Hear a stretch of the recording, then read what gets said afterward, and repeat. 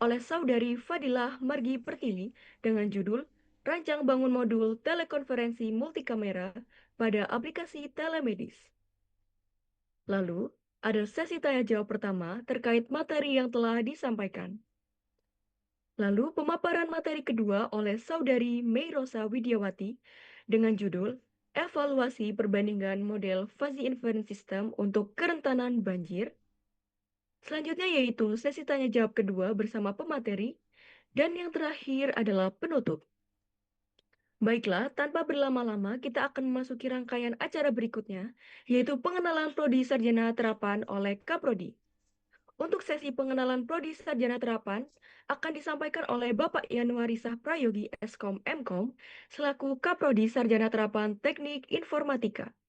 Kepada Bapak Yanuarisah Prayogi Eskom Mkom, waktu dan tempat kami persilahkan.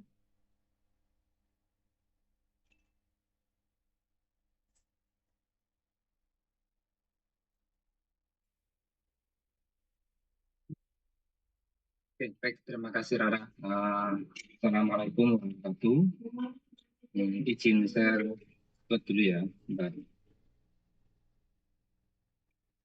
Screen.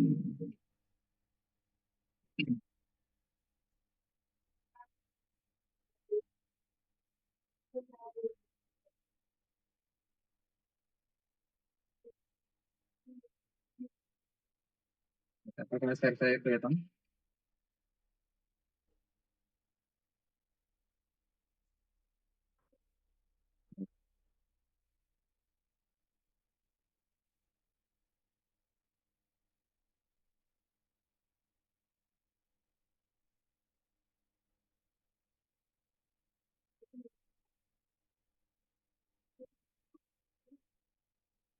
Oke, baik. Perkenalkan dulu, nama saya Noisa Prayogi. Saya ditemani Pak Udin Harun dan Pak Arif, Pak Direktur sebagai Kaprodi, menggantikan Pak Shoki karena Pak Shoki mau ini ya sekolah, jadi harus ada yang menguruskannya. Sedangkan Pak Rosid, Pak Rosid ini Kaprodi D3. Nah, yang awalnya dulu Kaprodi D4, kemudian di rolling ke Kaprodi D3. Baik, di sini saya akan menjelaskan sedikit ya tentang pengenalan prodi yang ada di uh, Depdik. Ada tiga, yaitu Teknik Informatika, kemudian D3 ya, D3, D4, kemudian ada Telkom, dan satu lagi data science. Tapi saya di sini sebagai kabel di tempat, maka saya akan menjelaskan yang di empat saja.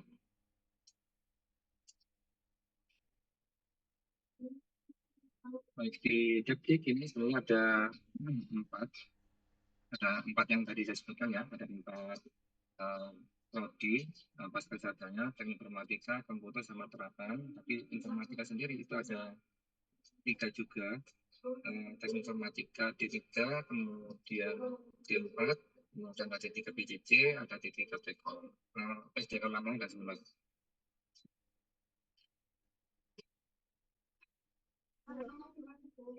Kemudian di dalam Depdik itu ada beberapa RG. Nah, D4 sama D3 itu digabung. Jadi RG ini nggak terikat dengan prodi. Nah, jadi kenapa kalau pemaparannya ada langsung ke Depdik ya? Karena memang nggak D3, D4 itu terpisah sama Tekom, terus ada Nah, RG ini dalam satu departemen ada satu dua tiga ada 13. Salah satunya yang keempat itu ada data centric artificial intelligence, kemudian health informatik, ada agile, ada network, knowledge, sama uh, mobile sensing.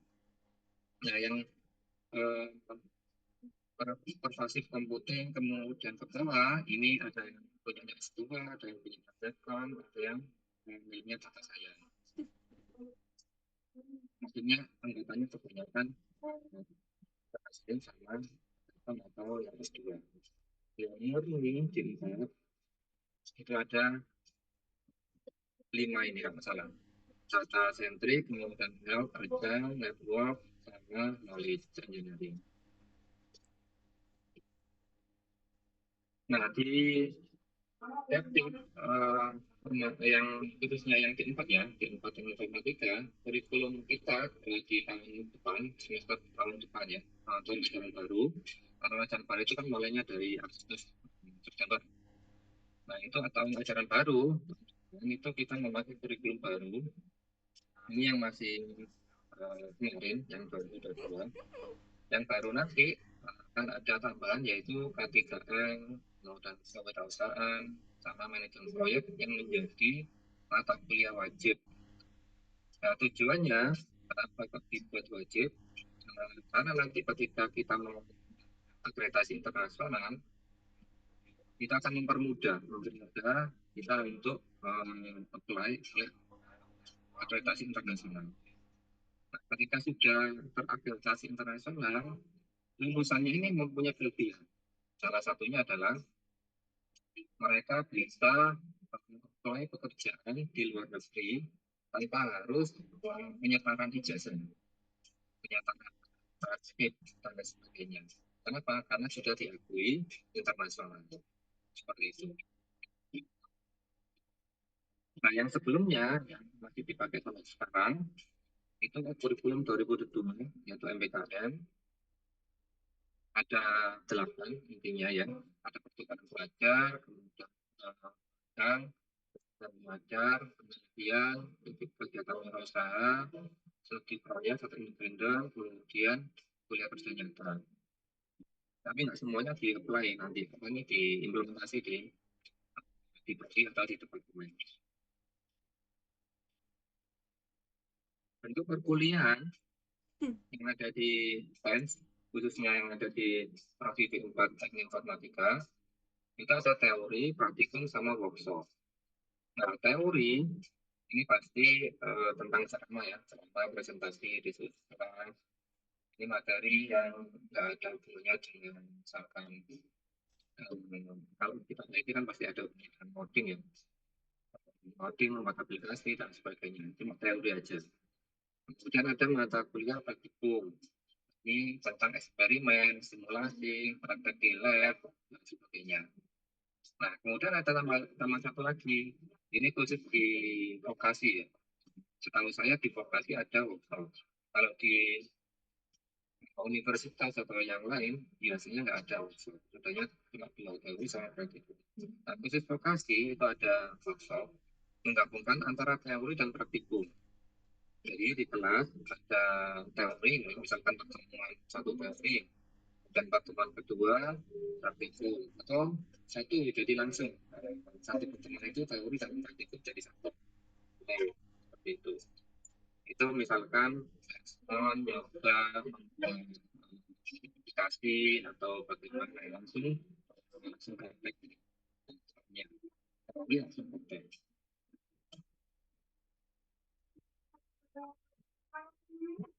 Nah, ini salah satu bentuk perkuliahannya. Ada yang di lab, ada yang di ruang working space, ada yang ini contohnya yang di yang kedua ini pada project ini menampilkan hasil produk-produk mahasiswa. Kemudian ada yang online juga, kelas ujian seperti itu, di lab.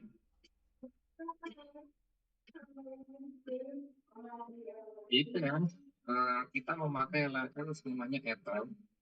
Ini untuk presensi, materi, UAS, tugas, dan sebagainya ada di sini. Termasuk jadwal atau ini apa nih, kayak online online tools, kayak Zoom, tapi bukan Zoom namanya. Bisa pakai pakai etal.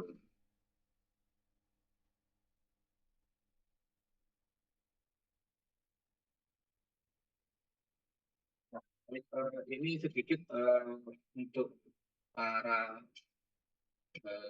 calon mahasiswa atau eh, mahasiswa yang baru mengenal ini seperti ini. Jadi para mahasiswa umum, mahasiswa IT, D3 atau D4 IT ya, itu kan nanti pikiran mereka ketika masuk di prodi IT itu kira-kira eh, jalan pikiran mereka ya kebanyakan itu nanti dikira menjadi hacker. Kalau dulu saya kuliah itu memang ini seperti ini ya. Tadi tidur itu tidak wajib, jadi kadang-kadang berkadang terus ini, kerjakan tugas, laporan dan sebagainya. Gitu. Laptop bagaikan pasangan sejati, kemana-mana pasti bawa laptop. Ya. Bahkan ke kafe atau ke apa itu, sanggup ada tugas untuk laptop. Kalau dulu di tempat kerja ada gazebo itu, di gazebo istirahat gitu, nanti buka laptop dan sebagainya. Misalkan PR atau tugas dan sebagainya.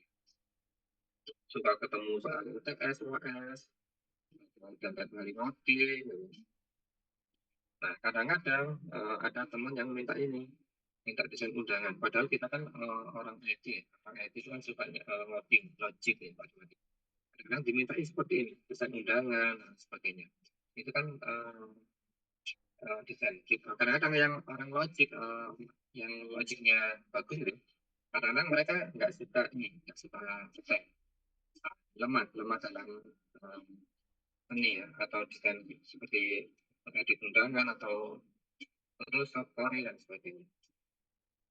Terus suka dikira nanti kalau lulus jadi tukang servis komputer, install ulang dan sebagainya. Kayak yang lagi kalau dulu ada di Surabaya itu ada ini tempat komputer orang umum yang khusus untuk belajar komputer itu banyak sekali itu tukang servis dan sebagainya. Nanti dikira kerja seperti itu dan sebagainya. Nah itu paradigma. Tapi sesuai perkembangan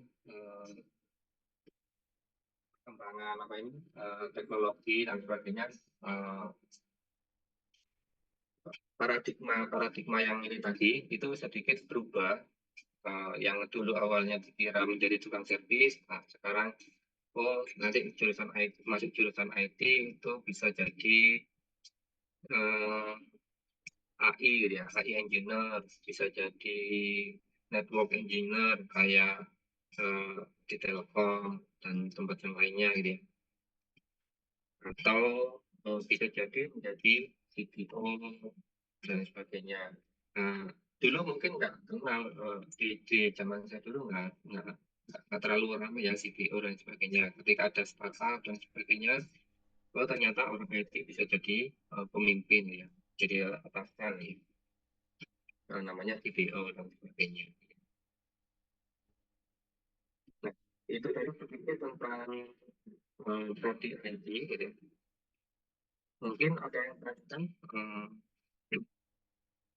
dari para peserta tadi ya, mana tadi? Oh, di mana ini?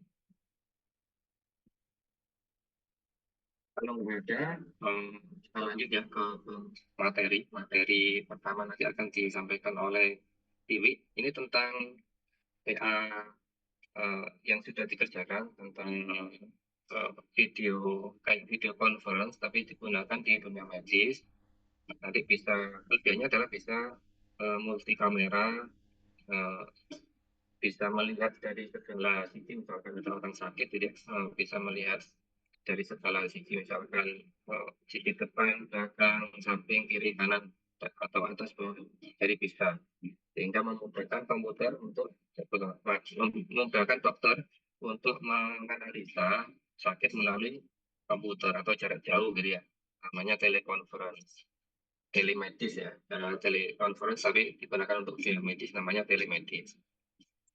Baik, mungkin itu saja yang bisa saya sampaikan. Untuk mungkin nanti kalau ada yang mau tanyakan bisa di chat, mungkin di akhir nanti bisa melakukan tanya jawab, gitu ya. Baik, mungkin itu saja dari saya. Saya kembalikan ke MC.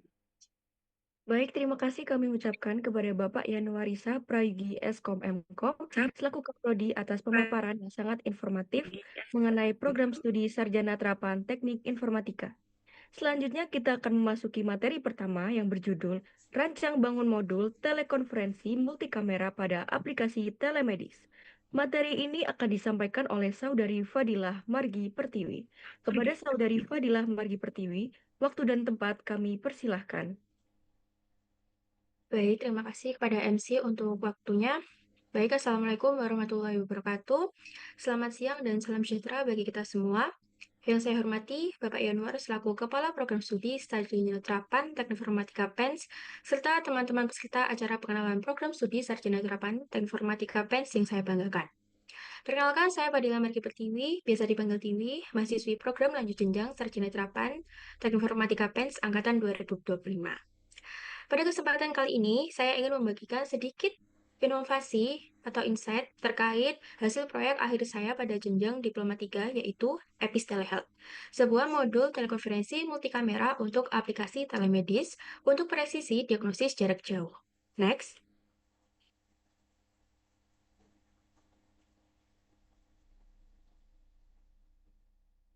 Teman-teman, seperti kita rasakan, layanan telemedis saat ini sangat membantu kita. Namun, di lapangan sendiri ada satu kendala visual yang cukup serius, yaitu sistem telekonferensi standar rata-rata hanya mendukung satu kamera. Akibatnya, dokter spesialis kesulitan untuk melakukan observasi 360 derajat secara stabil. Dampaknya fatal. Kenapa? Terdapat resiko salah diagnosis, di mana sekitar 33% kasus konsultasi kulit online memiliki diagnosis yang berbeda dibandingkan jika pasien diperiksa secara langsung. Lalu, kenapa tidak dipasang banyak kamera saja? Lalu diinputkan satu-satu ke komputer. Permasalahannya, mengatur banyak kamera secara manual di dalam satu sesi video itu sangat lambat, membuang waktu, dan juga justru membebani kerja teknis dokter. Next.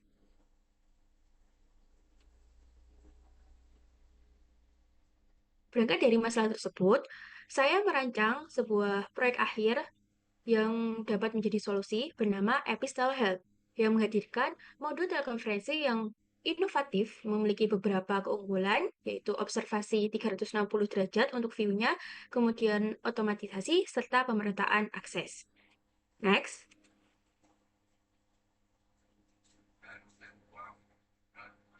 Di balik layar dari Epis Telehealth sendiri, digerakkan oleh perpaduan teknologi yang tangguh, di mana menggunakan WebRTC untuk streaming video real-time yang minim delay, dipadukan dengan Laravel Reverb dan juga WebSocket agar sinkronisasi data antar pengguna bisa berjalan dengan cepat. Semua fondasi ini dibungkus menggunakan framework Laravel dan juga manajemen database yang kokoh menggunakan MySQL dan juga PHP MyAdmin. Next.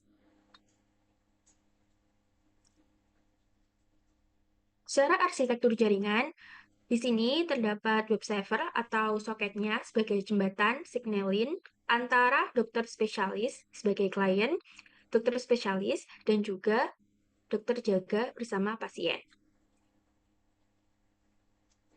Dari web server sendiri ini menghubungkan klien dari sisi dokter penjaga dengan klien di sisi dokter spesialis, kemudian membuka jalur komunikasi web RTC secara langsung dan aman. Jadi masing-masing klien ini dihubungkan menggunakan web RTC atau media yang bagian orange bawah. Selanjutnya,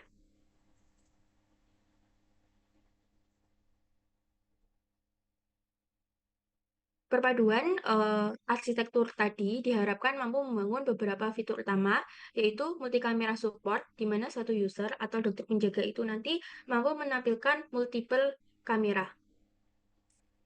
Next, yang tadi, slide tadi. Nah, multiple kamera input. Jadi, si dokter penjaga dapat menampilkan tampilan dari pasien beberapa sisi. Kemudian, sistem role-nya di sini terdapat 3 role, yaitu admin, spesialis, dan juga dokter jaga. Kemudian fitur ketiga yaitu real-time dashboard dan juga video conference. Keempat yaitu auto reload. Dan yang terakhir yaitu manajemen data sistem dan juga pengguna terpusat. Next.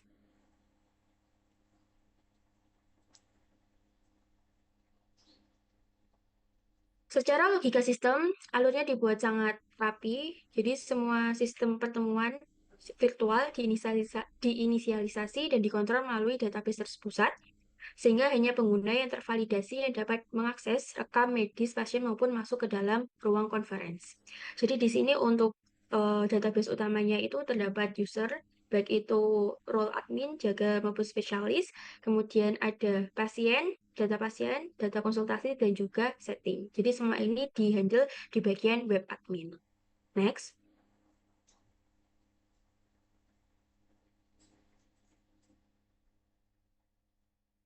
Baik, untuk menjaga efisiensi dari ekosistem aplikasi ini sendiri, yang sudah saya katakan sebelumnya, terdapat 3 role, yaitu admin bertugas mengatur seluruh data di balik layar, kemudian ada dokter on-site, dokter yang menemani pasien secara langsung di klinik, dan juga dokter spesialis yang remote berada jauh di rumah sakit rujukan. Nah, di sini di sisi dokter penjaga sini cukup menyambungkan beberapa kamera sekaligus menggunakan alat USB hub seperti pada gambar. Kemudian nanti di webnya akan muncul fitur drop-down di aplikasi. Dokter penjaga cukup klik kamera mana saja yang mau dinyalakan. Jadi nanti di drop-down-nya itu muncul beberapa kamera eksternal yang sudah disambungkan ke laptop. Jadi semua itu dapat dijalankan tanpa setup manual yang bikin pusing. Next.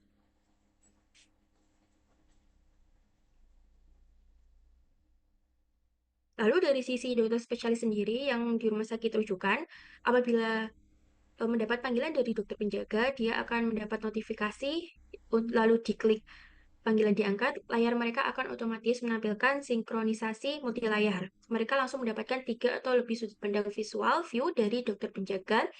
Dokter spesialis bisa 100% fokus mendiagnosa kondisi ke pasien dan bisa langsung mengetik catatan medis saat itu juga pada menu note. Lanjut.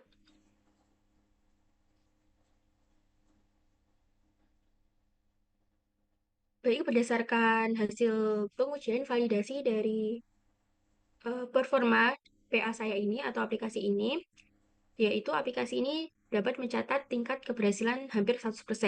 Jadi sistem ini berhasil mendeteksi kamera eksternal secara otomatis, koneksi antar peer sangat stabil, peer-to-peer-nya, dan seluruh skenario mulai dari admin, dokter jaga, hingga dokter spesialis lulus uji tanpa ada hambatan konfigurasi manual sedikit pun. Next.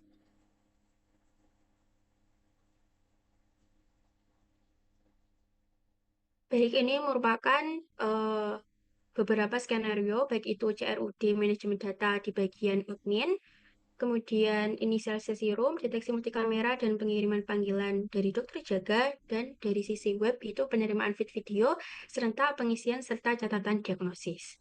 Next.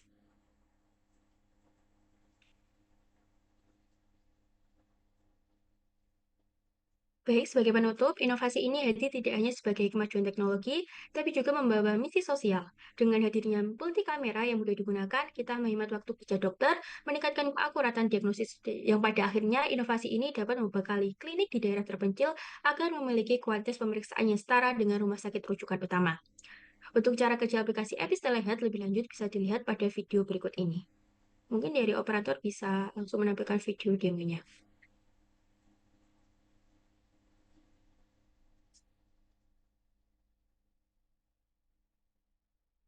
Baik, di sini saya akan melakukan demo aplikasi Epic Telemedis. Ini merupakan tampilan halaman login. Yang pertama di sini saya memasukkan alamat email, password, dan juga klik login. Kemudian akan muncul tampilan halaman admin dashboard yang berisi menu dashboard, user, pasien, dan juga setting.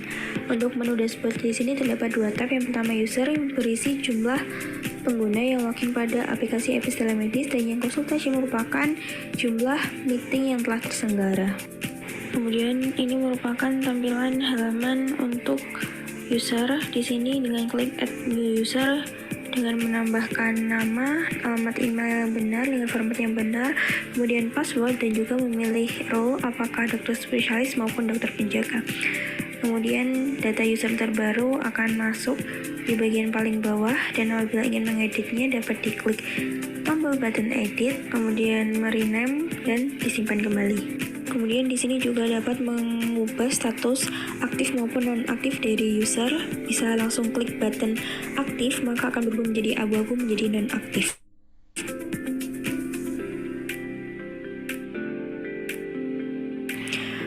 Kemudian untuk user dengan status non-aktif tidak akan dapat melakukan login pada aplikasi. Di sini muncul si akun Anda dinonaktifkan. Cukup dengan menghubungi admin untuk merubah statusnya menjadi aktif kembali. Kemudian untuk menu pasien digunakan untuk mendaftarkan pasien baru yang akan dijadwalkan meetingnya bersama dokter spesialis. Jadi di sini cukup klik button add pasien, kemudian muncul form add new pasien. Untuk mendaftarkan pasien baru, cukup menambahkan nama, alamat email yang sesuai, nomor telepon, alamat dari pasien, dan juga tempat tanggal lahir dari pasien. Kemudian jangan lupa klik save untuk menyimpannya pada daftar pasien. Data pasien terbaru akan muncul di dalam list paling bawah. Klik button aktif untuk menonaktifkan status pasien dan klik kembali untuk mengaktifkan status pasien. Kemudian untuk menu setting di sini digunakan untuk update logo pada aplikasi, baik itu nama maupun gambar logonya. Bisa klik choose file untuk mengunggah logo terbaru. Kemudian juga bisa merubah deskripsinya dan klik update setting untuk melihat perubahan logonya. Nah, logonya sudah berubah. Pada halaman login pun logonya juga sudah berubah sesuai unggahan terbaru dari user.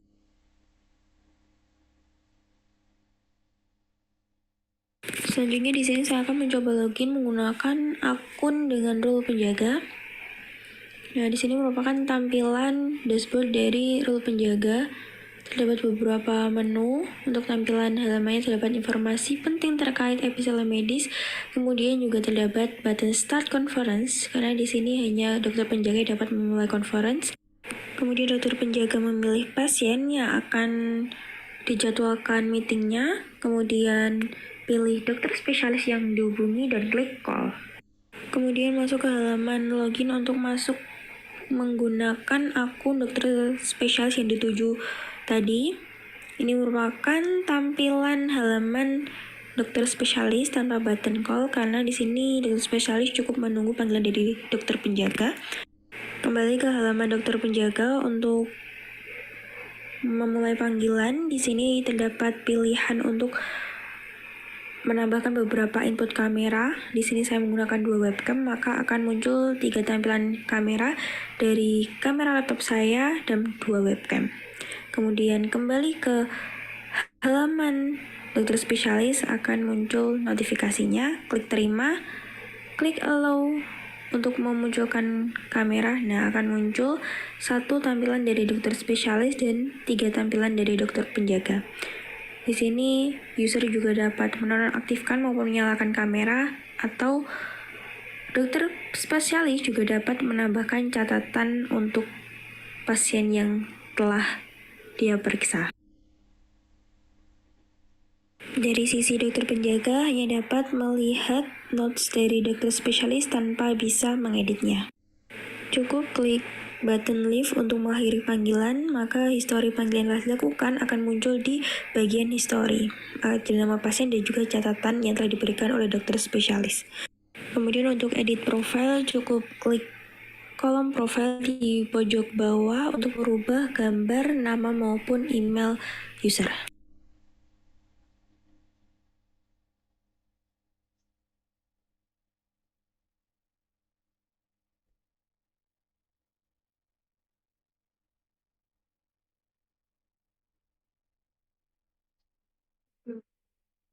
Baik, sekian pemaparan dari inovasi proyek akhir saya. Harapannya, langkah kecil ini dapat menginspirasi teman-teman semua untuk terus menciptakan solusi nyata bagi masyarakat. Terima kasih atas antusiasme dan perhatian dari teman-teman sekalian. Jika ada pertanyaan, dipersilakan.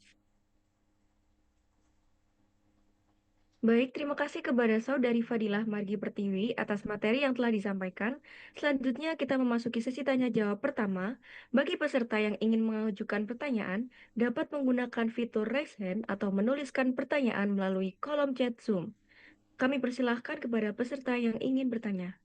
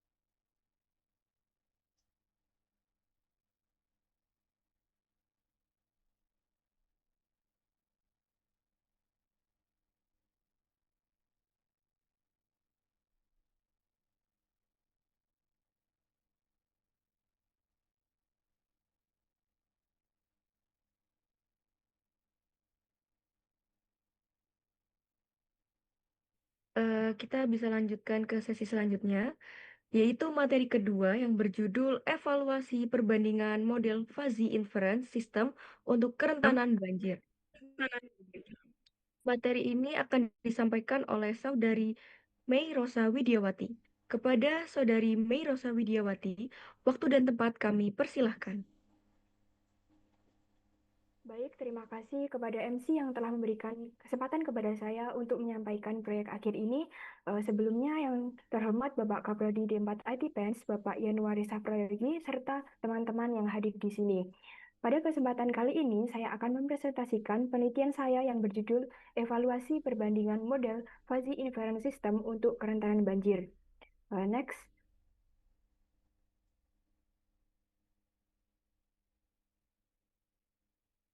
Sebelumnya, izinkan saya memperkenalkan diri. Nama saya Merosa Widiawati, biasa dipanggil Rosa. Saya merupakan mahasiswa lanjut jenjang D4 IT Pens angkatan tahun 2025. Apabila nanti teman-teman ingin berdiskusi lebih lanjut mengenai penelitian ini, teman-teman dapat menghubungi saya melalui kontak yang tersedia pada slide ini. Next.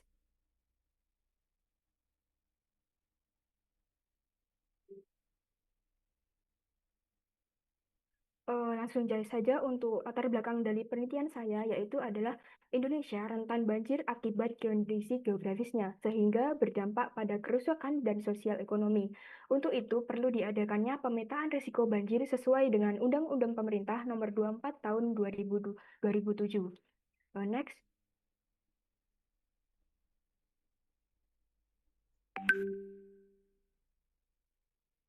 Untuk permasalahannya sendiri, yaitu pendekatan logika fuzzy berbasis MADM dapat digunakan untuk mengintegrasikan berbagai kriteria kerentanan banjir. Namun, belum diketahui metode fuzzy mana yang paling optimal antara Mamdani, Sugeno, ataupun Sukamoto. Next.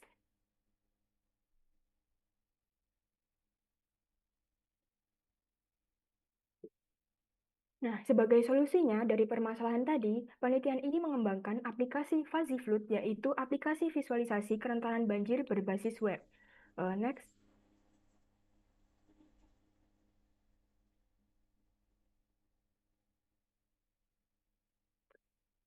Nah, adapun tujuan dari penelitian ini diantaranya yang pertama yaitu membandingkan 3 metode fuzzy inference system, yang kedua yaitu mengimplementasikan metode terbaik ke dalam aplikasi.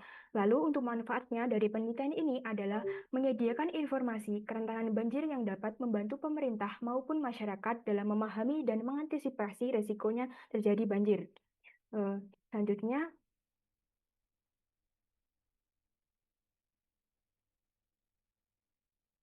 nah, pada desain sistem ini, proses dimulai dari pengumpulan data seperti data kecamatan, kepadatan penduduk, histori banjir, serta data jumlah taman dan drainase. Nah, data tersebut dikelola oleh admin melalui web admin dan disimpan dalam database. Selanjutnya, data diproses menggunakan fuzzy inference system untuk menghasilkan nilai kerentanan banjir. Nah, nilai tersebut kemudian diklasifikasikan dan divisualisasikan dalam bentuk peta interaktif pada website yang nantinya dapat diakses oleh user. Selanjutnya,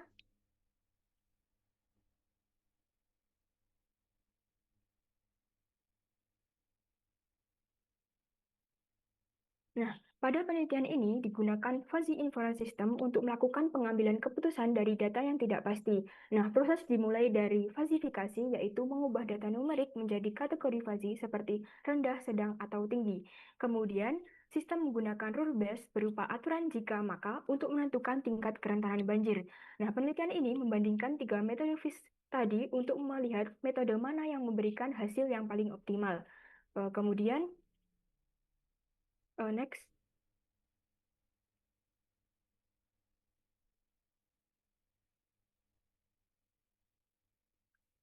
Setelah diketahui hasilnya, maka diperlukan validasi untuk melihat kesesuaian antara hasil model dengan kondisi banjir yang sebenarnya. Nah, di bagian kiri slide ditampilkan hasil klasifikasi kerentanan banjir dari 3 metode fuzzy tadi. Selain itu, juga ditampilkan tambahan metode AHP Natural Peak sebagai metode pembanding selain fuzzy. Kemudian pada bagian kanan slide ditampilkan data kejadian banjir yang diperoleh dari Badan Pusat Statistik atau BPS untuk membandingkan hasil model dengan kondisi nyata di lapangan. Next.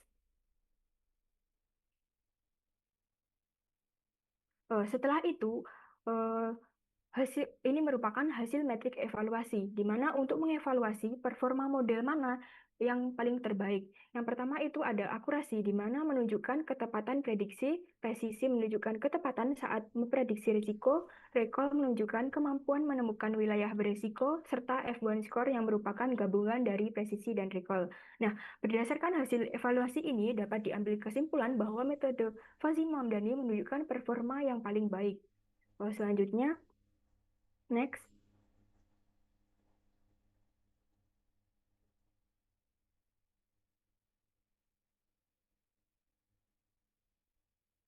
Nah, ini merupakan hasil visualisasi yang telah saya kerjakan, yaitu ada 3 metode dengan rentang waktu 2019 hingga tahun 2024, di mana peta tersebut terdapat tiga kategori kerentanan, yaitu hijau yang menunjukkan kerentanan rendah, kuning menunjukkan kerentanan sedang, dan merah menunjukkan kerentanan tinggi. Untuk selanjutnya, next.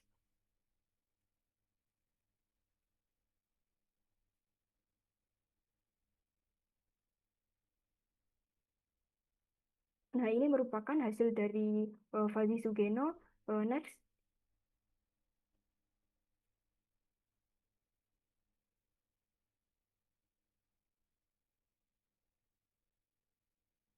Dan ini merupakan hasil dari Fuzzy Tsukamoto. Nah, untuk memperlihatkan bagaimana sistem ini bekerja, pada penelitian ini juga dikembangkan aplikasi web bernama FuzzyFloat. Nah, selanjutnya saya akan menampilkan video demo penggunaan aplikasi tersebut. Kepada operator, saya mohon bantuannya untuk memutar video demo yang telah disiapkan.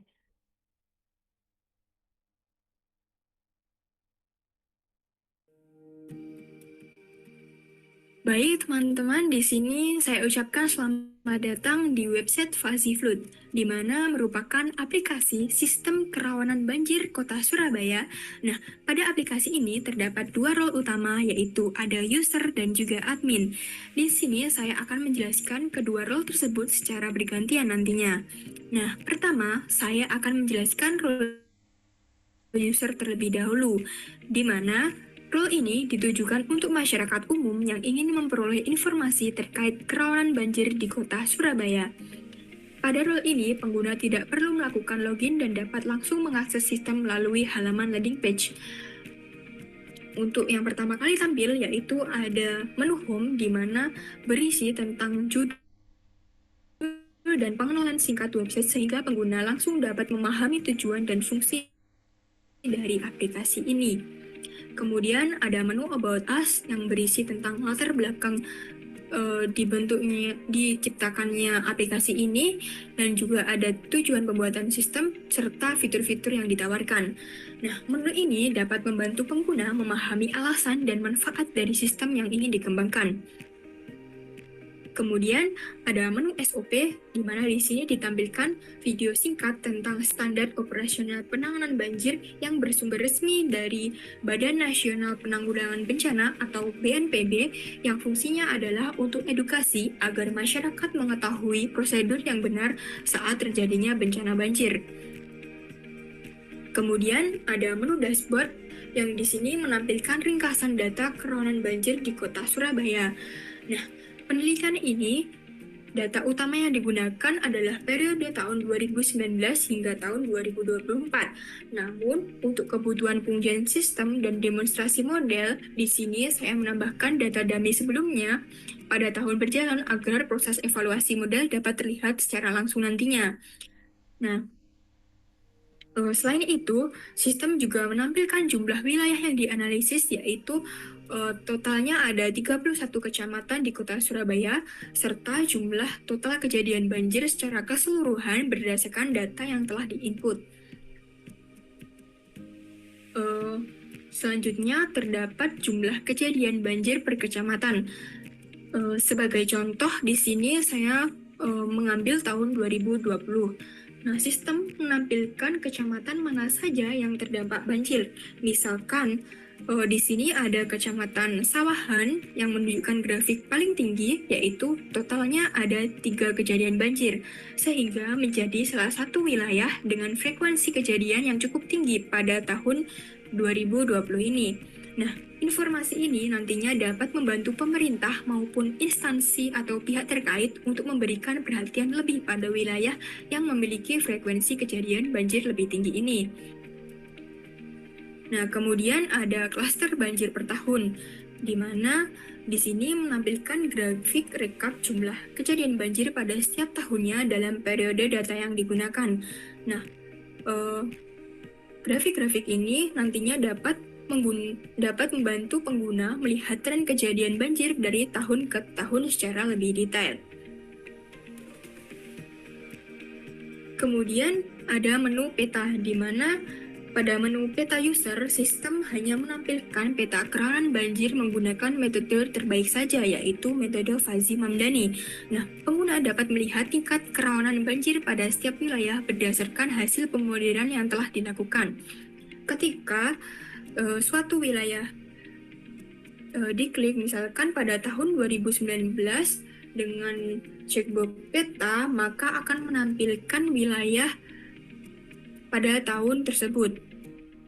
Nah, ketika misalkan Kecamatan Benawa, ketika saya klik, maka sistem akan menampilkan detail informasinya, yaitu seperti jumlah kepadatan penduduk, jumlah curah hujan, histori banjir, jumlah taman dan drainasenya, serta jumlah risk value yang ini didapatkan dari hasil pemodelan Fuzzy Mamdani dan juga kategorinya.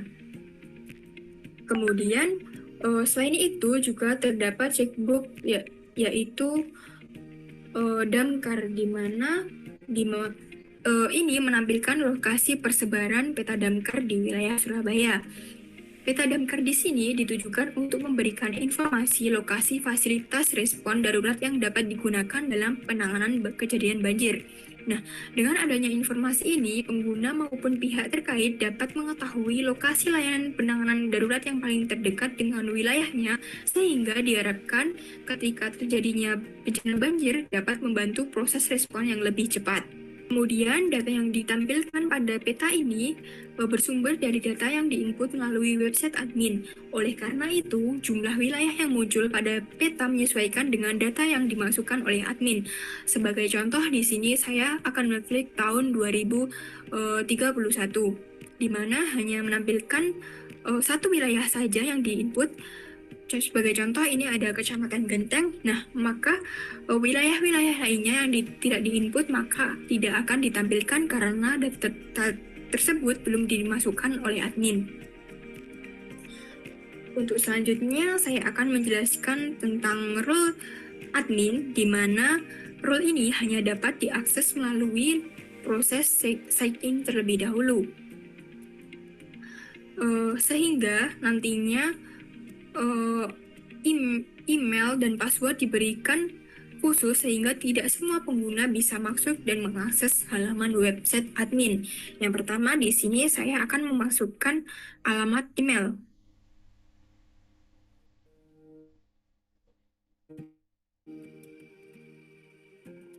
Kemudian untuk memasukkan password, setelah itu klik button login, di mana setelah proses login berhasil, halaman awal yang ditampilkan itu adalah menu dashboard, di mana menu ini sama dengan menu user yang berisi tentang ringkasan data-data kerawanan banjir.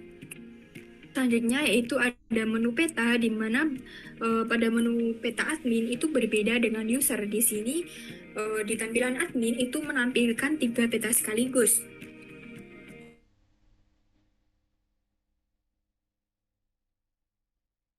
Tujuannya untuk apa? Nah, tujuannya untuk membandingkan hasil kerawanan banjir antar metode yang dapat melakukan analisis perbandingan antar metodenya.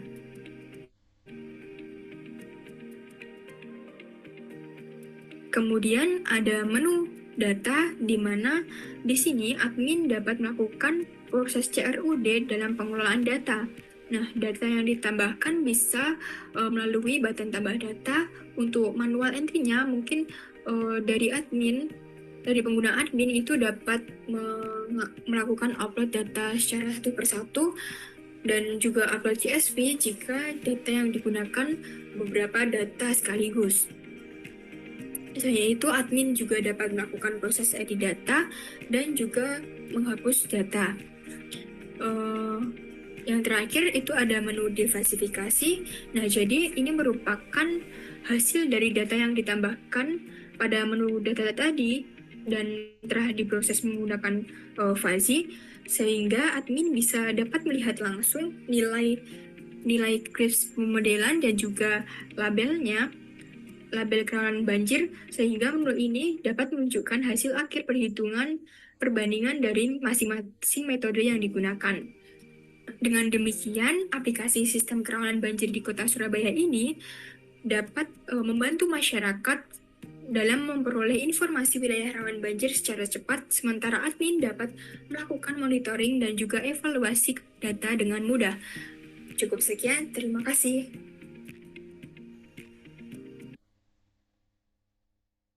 Mungkin itu tadi pemaparan dari penelitian saya. Mohon maaf apabila dalam penyampaian saya masih terdapat kekurangan. Terima kasih atas perhatiannya. Saya kembalikan kepada MC.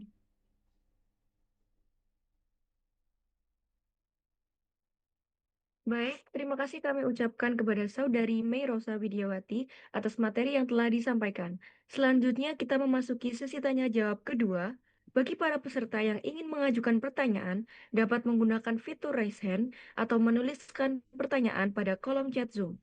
Kami persilahkan kepada peserta yang ingin bertanya.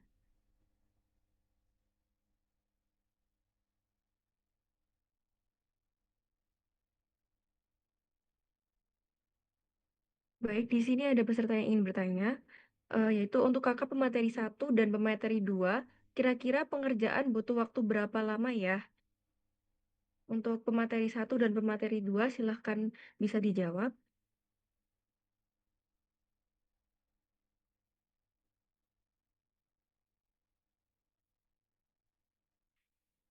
Izin menjawab, untuk lama pengerjaannya untuk dari epistolnya sendiri itu sekitar 2 semester ya. Soalnya kan ini judul PA juga, jadi aku mulai melakukan pengerjaan itu setelah sempro di semester 4 akhir. Jadi fokus PA itu di semester 5 sama 6. Sekitar 1 tahun ya, 1 tahun, 2 semester. Mungkin ada feedback atau mungkin dari Mbak Rosa. Lanjut ke Mbak Rosa. Oh iya, untuk dari saya, lama pengerjaannya itu ya sama seperti Mbak Tiwi tadi, 1 semester, yaitu saya mengerjakannya mulai dari semester 7 sampai semester 8. Mungkin ada pertanyaan feedback lebih lanjut.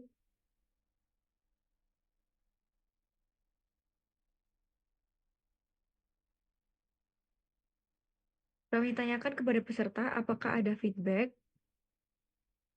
Kalau ada bisa langsung raise hand atau langsung chat di kolom chat Zoom.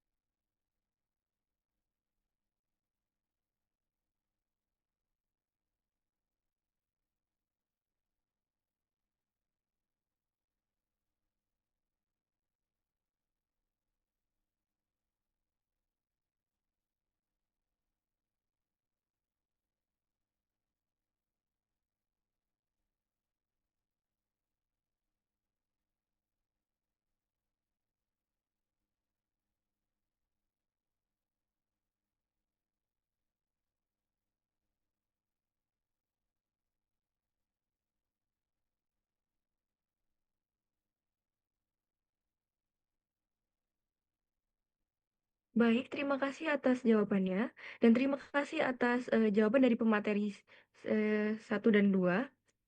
Lalu tidak terasa kita telah sampai di penghujung acara sosialisasi program studi teknik informatika PES 2026. Kami mengucapkan terima kasih kepada seluruh narasumber serta peserta yang telah berpartisipasi dalam kegiatan ini. Semoga kegiatan sosialisasi pada hari ini dapat memberikan wawasan serta manfaat bagi kita semua. Apabila selama memandu acara terdapat kata-kata yang kurang berkenan, kami mohon maaf sebesar-besarnya.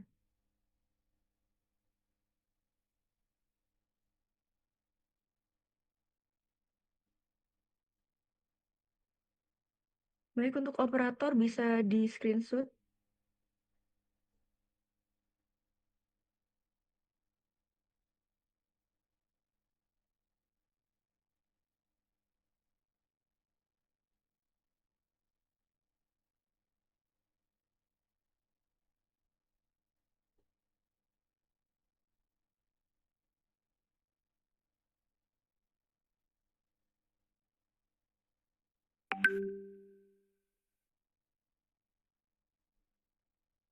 Baik, saya rasa cukup.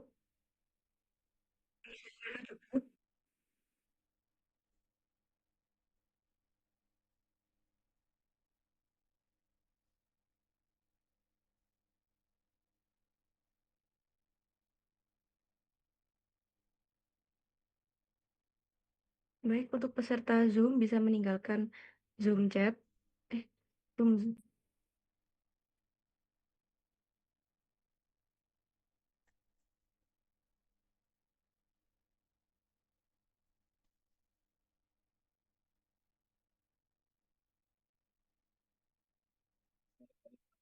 Terima kasih ya semuanya, panitia.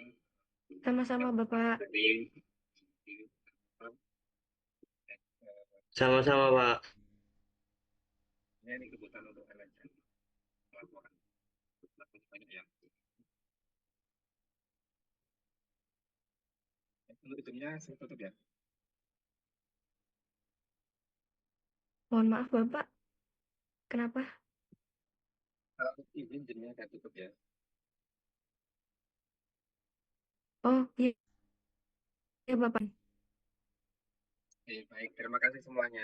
Terima kasih banyak, Bapak. Yes.